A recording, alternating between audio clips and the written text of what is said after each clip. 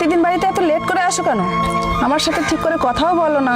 আমি তো কাজের জন্য লেট করি মিতা, সংসারটা ভালো করে চালাতে হবে তো। সংসার কিছু তো টাকা দিয়ে চলে, ভালোবাসা লাগে না বুঝি? তার মানে তুমি কি বলতে চাইছো? আমি কি তোমায় ভালোবাসি না?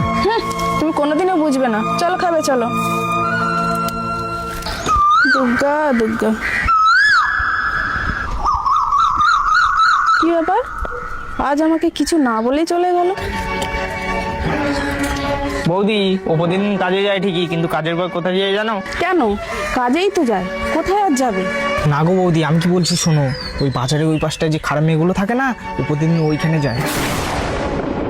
ঠিক আছে বৌদি, আমি তাহলে আসলাম।